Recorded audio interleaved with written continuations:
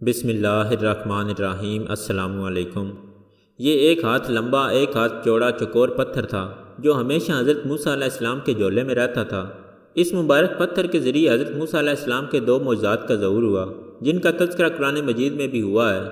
پہلا معجزہ اس پتھر کا بڑا عجیب کارنامہ ہے جو در حقیقت حضرت موسیٰ علیہ السلام کا معجزہ تھا۔ وہ اس پتھر کی دانشمندانہ لمبی دوڑ ہے اور یہی معجزہ اس پتھر کے ملنے کی تاریخ ہے۔ اس کا مفصل واقعہ یہ ہے کہ بنی اسرائیل کا یہ عام دستور تھا کہ وہ بالکل ننگے بدن ہو کر مجمع عام میں غسل کیا کرتے تھے، مگر حضرت موسیٰ علیہ السلام گو کہ اس قوم کے ایک فرد تھے اور اسی ماحول میں پلے بڑے تھے، لیکن اللہ تعالیٰ نے ان کو نبوت اور رسالت کی عظمتوں سے سرفراز فرمایا تھا۔ اس لیے آپ کی عصمت نبوت بلائے سیاسوس بے غیرتی کو کب گوارا کر سکتی تھی۔ آپ بنی اسرائیل کی اس بے حیائی سے سخت نالاں اور انتہائی بیزار تھے، اس لیے آپ ہمیشہ یا تو تنہائی میں یا تہبند باندھ کر غسل فرمایا کرتے تھے۔ بنی اسرائیل نے جب یہ دیکھا کہ آپ کبھی بھی ننگے ہو کر غسل نہیں فرماتے تو ظالموں نے آپ پر بہتان لگا دیا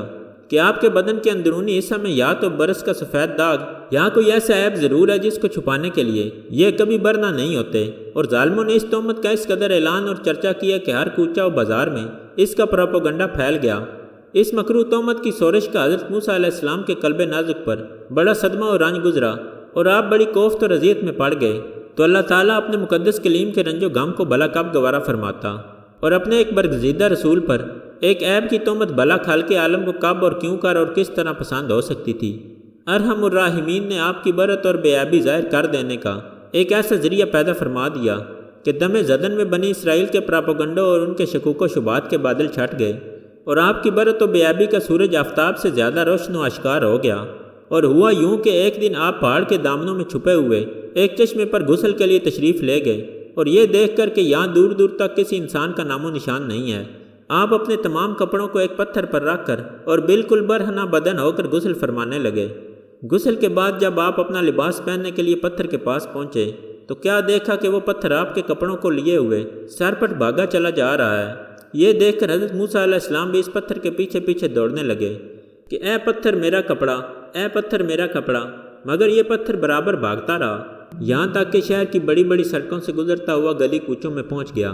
اور آپ بھی برنا بدن ہونے کی حالت میں برابر پتھر کے پیچھے دوڑتے چلے گئے۔ اس طرح بنی اسرائیل کے ہر چھوٹے بڑے نے اپنی آنکھوں سے دیکھ لیا کہ سر سے پاؤں تک آپ کے مقدس بدن میں کہیں بھی کوئی عیب نہیں ہے، بلکہ آپ کے جسم اقدس کا ہر حصہ حسن و جمال میں اس قدر نقطہ کمال کو پہنچا ہوا ہے کہ عام انسانوں میں اس کی مثل تقریباً محال ہے۔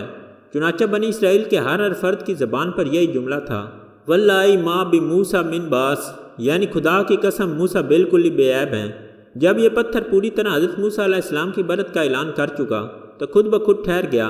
آپ نے جلدی سے اپنا لباس پہن لیا اور پتھر کو اٹھا کر اپنے جھولے میں رکھ لیا۔ اللہ تعالیٰ نے اس واقعہ کا ذکر قرآن مجید میں اس طرح بیان فرمایا، اے ایمان والو، ان جیسے نہ ہونا جنہوں نے موسیٰ کو ستایا تو اللہ نے اسے بری فرما دیا اس بات سے جو انہوں نے کہی، اور موسیٰ اللہ کے یہاں آبرو والا ہے۔ دوسرا معجزہ اس پتھر کا یہ ہے کہ میدان طیہ میں اسی پتھر پر حضرت موسیٰ علیہ السلام نے اپنا عصا مار دیا تھا تو اس میں سے 12 چشمے جاری ہو گئے تھے،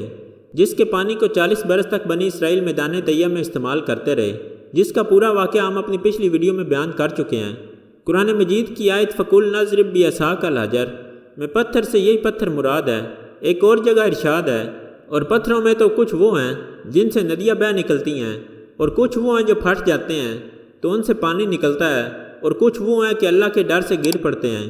اللہ رب العزت سے دعا ہے کہ ہمیں قرآن مجید سمجھنے کی اور اس پر عمل کرنے کی توفیق عطا فرمائے۔ آمین ثم آمین یا رب العالمین۔